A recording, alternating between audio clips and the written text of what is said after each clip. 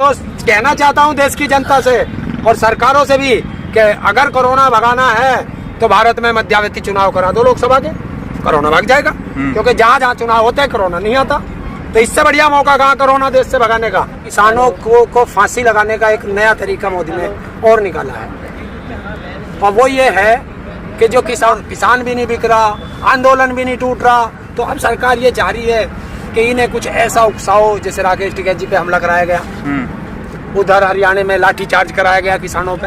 अरे देर शाम मतलब क्यों लाइव क्यों आना पड़ा आपको?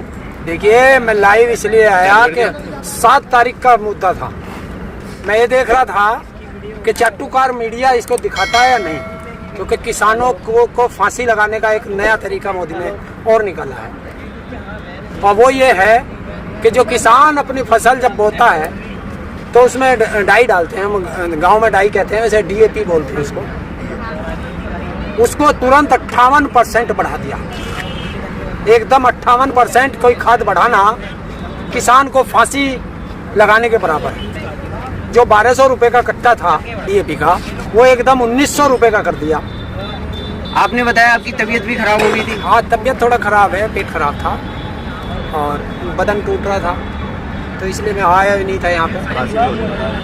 कल KMP को जाम करने की बातें सामने आ रही हैं, उसे कैसे देखते? वो सुना है कि हमारे वाले नहीं, वो वहाँ वाले टिकरी या सिंधु बॉर्डर वाले जाम कर रहे हैं। अच्छी बात है, जाम करना चाहिए, सरकार को दिखाना चाहिए हमें हम जिंदा हैं। और देखिए, किसान अगर जिंदा है तो वो जिंदा दिखना चाहिए, यही तो किसान कौम की सबसे बड़ी ताकत है। उसमें 26 जनवरी को जो हिंसा हुई थी उसमें मुख्य आरोपी है लक्का सिडाना, वो भी कल पहुंच रहा है। उसने भी ऐलान किया है कि मैं भी जाऊंगा KMP को जाम करूंगा 10 घंटे के लिए। उसको किस तरीके से देखते हैं? देखिए, अगर वो आरोपी है उसको नहीं आना चाहिए किसान। 1 लाख का इनाम बात इनाम की है, वो नहीं, वो तो पुलिस है, कुछ भी कर दे, सरकार है, इनाम तो वो तुम पे भी रख सकती है। वो इनाम की बात नहीं कर रहा मैं, लेकिन अगर वो आरोपी है और उसको तो बचना चाहिए। किसानों को क्यों बदनाम करा रहे हैं? ये तो गलत तरीका। तो बाकी जो किसान नेता है वो देखेंगे। किसानों को समर्थन दे रहा है वो। देखो यार, समर्थन देना है, अब ये थोड़ा ही है कि हम यहाँ बैठे हैं और हमें पाकिस्तान कहने लगे कि भाई मैं भारत के किसानों को समर्थन दे रहा हूँ, तो भारत के किसान पाकिस्तान का समर्थन लेंगे? गर्दन कटा देगा किसान, समर्थन नहीं लेगा। लेकिन एक चीज है, उसको सोचना चाहिए कि भारत का किसान पूरे देश के लिए आज़ादी की लड़ाई लड़ रहा है, और वो ना बदनाम हो ऐसा देश के लोगों को करना चाहिए। बाकी वो भी समझदार है, सोचना चाहिए उसको। बाकी भाई जो संयुक्त किसान मोर्चा है वो देखेगा। आप कह रहे हैं कि उस कुंडली बॉर्डर के किसान कर रहे हैं, इधर के किसान नहीं कर रहे, तो इसमें भी अलग अलग किसान हो रहे हैं क्या? नहीं, वो उधर से ही बंद कर देंगे वहीं के वहीं। जो मैंने सुना, अगर ये भी जा रहे होंगे तो सुबह पता चल ही जाएगा, हम भी कूद के वहीं पहुंचेंगे तुरंत, जो उनसे जहाँ का भी आदेश हो जाएगा। अगर इधर से जो है डासना से रोकना है, डासना से रोकेगा, और दुआई से रोकना, दुआई से रोकेंगे, जहाँ से आदेश हो जाएगा। देखिए, अब किसान रुकने वाला नहीं है।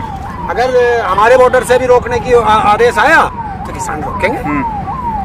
लंबे समय से आप यहाँ पर बैठे हुए हो बॉर्डर पे, ये ऐसे ही चलता रहेगा क्या? देखिए भैया, आंदोलन है, सरकार किसी भी तरीके से आंदोलन को तोड़ नहीं पा रही। सरकार शांत दाम दंड भेद सब अपना रही है, पूरे इल्जाम लगा दिए किसानों के ऊपर, इतने गंदे इल्जाम शायद कोई किसी दुश्मन पे भी नहीं लगाता जितना इस सरकार ने किसानों को बदनाम करने के लिए लगाए हैं। और नेता हैं वो बिकने को तैयार नहीं, सरकार खरीद नहीं पा रही।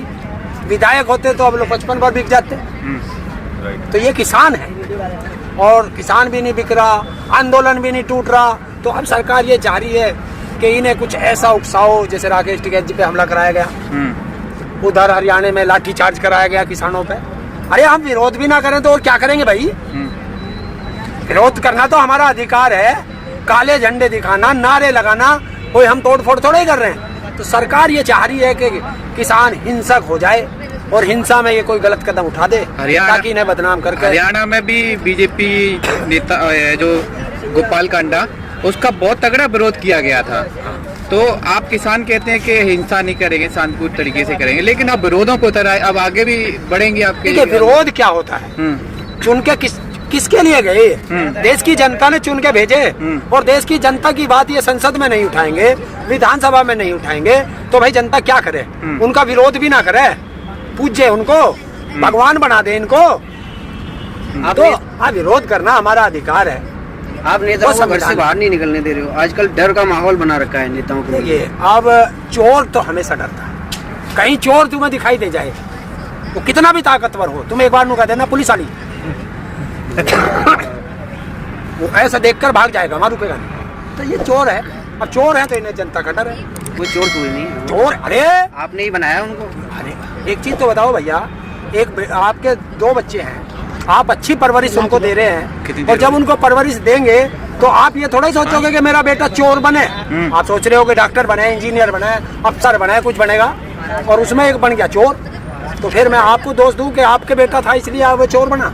ये गलत है। चुन के भेजे, अच्छी जगह भेजे थे, अच्छा काम करेंगे, किसान की बात, देश की जनता की बात वहाँ उठाएंगे, हमारे सवाल उठाएंगे, और वहाँ ये सवाल ना उठा के ये सिर्फ पूंजीपतियों की बात करते हैं, दलाली की बात करते हैं, तो गुस्सा आता है। गुस्से में हम कोई मारपीट तो हम कर नहीं सकते, तो हम विरोध करते हैं कि हमने कैसे नालायक लोग चुने। उस विरोध के बाद गोपाल कांडा का बयान आता है, वो कहते हैं कि जो ये किसान जो प्रदर्शन कर रहे हैं, उन रोका गया, उनको वोट डालने से रोका गया, नगर निगम के चुनाव में गए थे, तो वो कहते हैं ये किसान नहीं है, ये कांग्रेस की साजिश है, उन्होंने इस भोली वाली किसानों को भड़काया रोकने के लिए, हंगामा करने के लिए। ये तो राजनीतिक पार्टियों का होता ही है, जो सत्ता में होते हैं वो विपक्ष वालों के बता के करते हैं। इन पे हम कोई प्रतिक्रिया नहीं देते, क्योंकि हम लोगों ने पहले ही कह दिया था कि हम इनकी उस पर प्रतिक्रिया नहीं देंगे, क्योंकि ये तो अब एक नालायक पने पे उतर आए हैं सारे सरकार वाले, तो नालायकों से क्या बात करनी। कुछ लोग आपको कांग्रेस का एजेंट बताते हैं, अलग अलग तरीके से कमेंट करते हैं। हाँ देखो, अब वो बहुत अच्छी बात है जो कहता है मुझे कांग्रेस का एजेंट है, क्योंकि हो सकता है उसने मुझे वोट देते हुए देख लिया हो कहीं कांग्रेस को, या हो सके मैंने उनके खाट के नीचे कोई आग बाढ़ दी हो। ये सब ये तो एक जो जिसकी जैसी विचारधारा होती है वो वैसे ही करता है। मुझे ना कांग्रेस से मतलब है, ना मुझे बीजेपी से मतलब है, ना मुझे अन्य पार्टियों से मतलब है, क्योंकि मुझे कोई साबित करके दिखाए ना कि ये उस पार्टी की मेंबरशिप है, दिखाए ना किसी भी पार्टी से, वो चाहे छोटी पार्टी हो चाहे बड़ी पार्टी हो, दिखाए साबित करके, मैं मान जाऊंगा। 15 तारीख इलेक्शन है यूपी में पंचायत के, उसमें क्या लगा? मैंने तो साफ डिक्लेयर कर रखा कि किसी को भी वोट दो, एक को जिताओ अपने यहाँ क्षेत्र में, जो भी है देख के अपना ईमानदार आदमी देख लो, क्योंकि ये तो लोकल चुनाव है तो सबको पता है ईमानदार है, बेईमान है। और बीजेपी को ना दे, बीजेपी के किसी बंदे को वोट ना दे। वोट पे तो सबको अधिकार है ना। वो हाँ, मैं किसी को नहीं, अपील करना तो हमारा अधिकार है, क्या अपील नहीं कर सकते? देश का प्रधानमंत्री तो कर सकता, ये नेता तो कर सकते हैं, जनता अपील नहीं कर सकती। जनता को अधिकार है चुनने का, तो जनता ही तो अपील करेगी, वो सबसे बढ़िया अपील होगी जनता की अपील की हुई। क्यों? कि भाई देखो हमने ये चुन के भेजे और ये हमारी गर्दन काट रहे हैं, तो कम से कम अब और तो मत चुनो, इनसे तो हम लड़ ही रहे, तुम और चुन दोगे तो अब किस से लड़ेंगे? स्वास्थ्य मंत्री हर्षवर्धन उन्होंने कहा है कि जो पंजाब से किसान आ रहे हैं वो कोरोना को फैलाने की कोशिश कर रहे हैं। उसके मतलब बताया कि गैदरिंग हो रही है किसान, हाँ, जो लोग इकट्ठा किसानों को उन्होंने इसका वो बताया कि जो भी कोरोना बढ़ रहा है किसानों की वजह से बढ़ रहा है। अच्छी बात है। वैक्सीन कहाँ है? वैक्सीन कहाँ है? देखिए, महाराष्ट्र के मुख्यमंत्री ने कहा कि वैक्सीन हमारे पास नहीं है, तो इन्होंने कहा दूसरी पार्टी है। आज गाजियाबाद का हिंदुस्तान पेपर उठाओ, गाजियाबाद में वैक्सीन की कमी है और 100 कुछ सेंटर पे जो है वैक्सीन लग रही थी, अब 46 सेंटर बचे हैं क्योंकि वैक्सीन नहीं है। तो ये तो योगी का है।